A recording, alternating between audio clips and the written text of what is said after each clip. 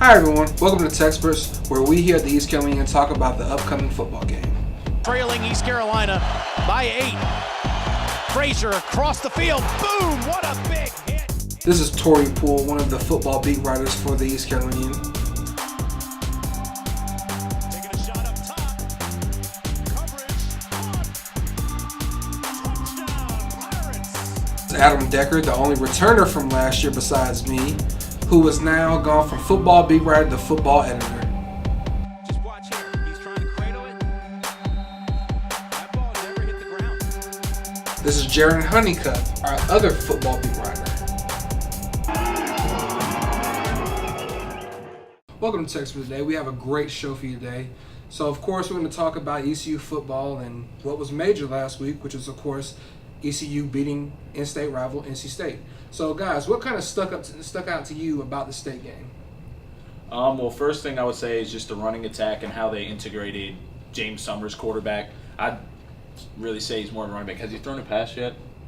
Yes. He's He's one thrown pass. two passes. He's thrown 2 passes this year. He's more of a running back. But it's just like when Anthony Scott gets a little bit tired, late in the first quarter, they bring in James Summers, run that read option and everything, and he killed it. He had one grown man play where he just bulldozed his way into the end zone late in the third quarter. So James Summers really stuck out.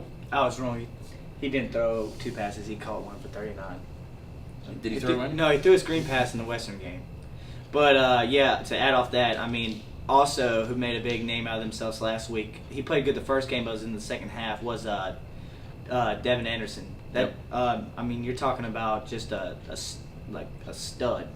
He's about 5'10", 5'11", 220, 230, and he's taken ECU's identity as their bruiser, and that adds another element to a running game that's already been somewhat dominant in the past 2 weeks. And I know we're only 2 games into the season, but really this is a different ECU offense than we've been accustomed to. Ever since we've been here, it's been an air raid. You're going to throw the ball all the time, and most of the running plays are going to be out of the shotgun formation. But we're seeing a lot of running plays, and ECU's very solid on the ground this year, which should be really exciting for Pirate fans. So there was a little. I feel like between the second and third quarter, there was a little bit where Montgomery and Peterson's offense kind of looked like the old days of Lincoln Riley, and they were sticking to the screen passes a little bit. But once they got away from that, I think NC State out-yarded them almost by 200 yards from the second to the beginning of the fourth. But once they got away from the Scotty Montgomery, from the Lincoln Riley looking screen passes, they started picking it up on offense, and eventually went down and drove it in for the winning touchdown. I think another big thing that we saw against NC State was, there was more pressure on Philip Nelson than we saw against Western Carolina. And, I think that he handled that pretty well. I think that was kind of a question going into the NC State game and future games, just as far as how he sees offensive line and, just Philip Nelson will be able to handle that pressure. And I think that was a pretty good test of it and showing how well he is at getting the ball off and everything else. All right, so now, of course, big win, but now, just as the football season goes, can't celebrate too long. You have a big test this week, with South Carolina going down to South Carolina for their home opener. So, talk to us a little bit about what y'all have seen from South Carolina and what you think that can give them problems against ECU. Well, it seems like all signs are pointing towards ECU just because ECU's looked good. They've looked good in their first 2 games. There hasn't been a lot of troubles really. Riding the 2-game winning streak, beating in-state rival, they're sitting high. And South Carolina's kind of on the opposite. They have a new coach as well with Will Muschamp, but they had a come-from-behind victory against Vanderbilt to open the season, and they did not look very good in that game. And then they lost to Mississippi State last weekend, and they looked even worse in that game. They did not look on sync in offense at all. So both teams are coming in, kind of on different terms right now, but it is South Carolina's first home game this year, first game with Will Muschamp, 80,000 people. They're going to be fired up, so we'll really see what ECU's made of against an SEC opponent. Okay, also for South Carolina, and what he said is everything's right. South Carolina really what they have on ECU is they're an SEC team. They're always facing tougher opponents. I guarantee you, even though ECU and people made the ruckus about how important NC State is to ECU, both teams that USC has played a low tier, both are lower tier SEC teams. Mississippi State has come back to one of those. They are still harder than either opponent that East Carolina has seen the past 2 weeks.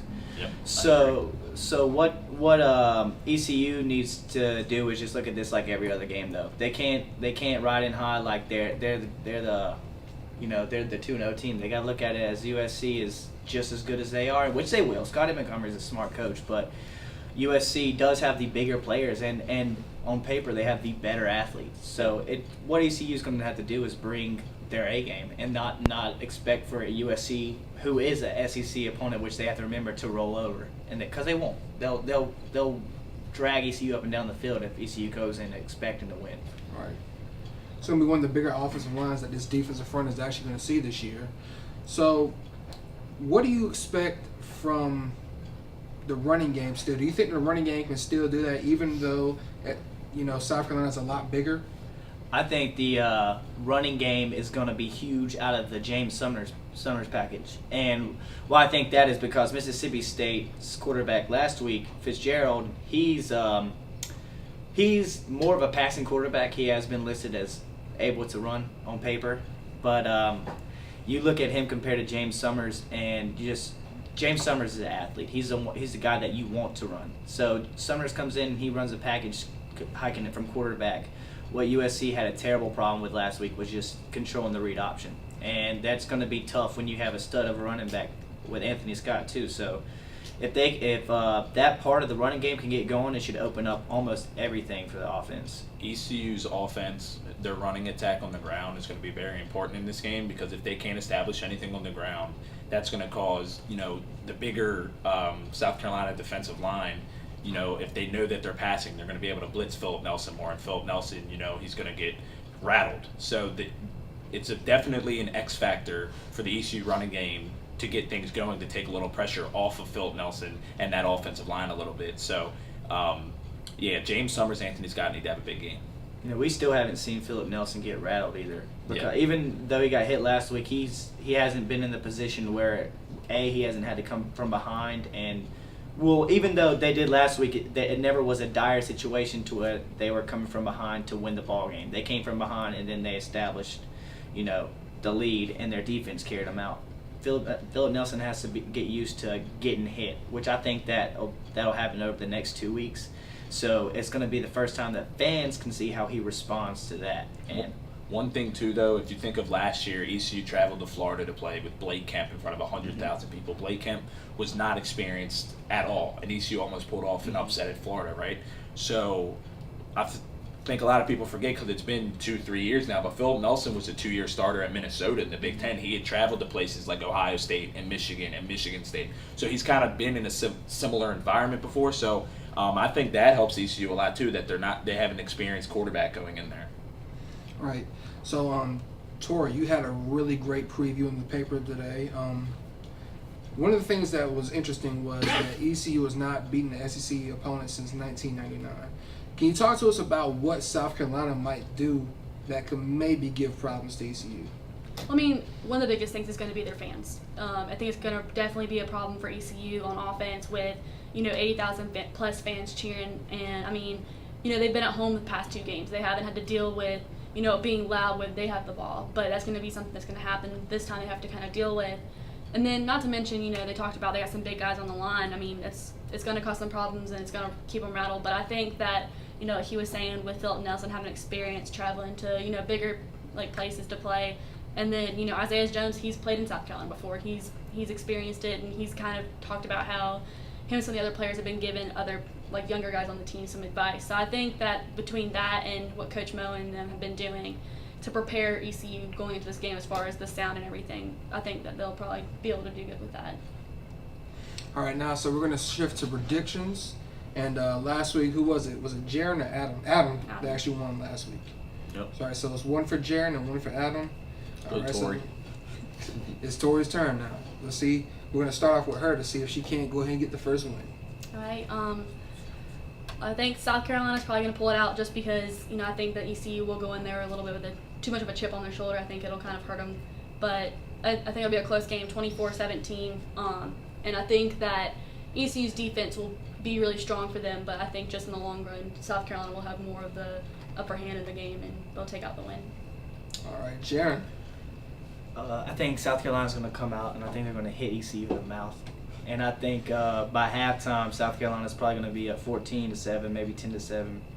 And I think in the second half, ECU's offense is going to get settled, and they're going to get used to that physicality on the defensive line. And just like Mississippi State had, just like Mississippi State had good fortunes on it. What ECU has is quick athletes that can get past South Carolina's slow offensive line. I was looking on tape, and they got a lot of big boys, but what it was they couldn't get their heels out of the ground. So it's going to be interesting to see if the athletes for ECU up front can compete against them and get to the quarterback late in the second half. I got ECU actually winning by 2 touchdowns, 34-20.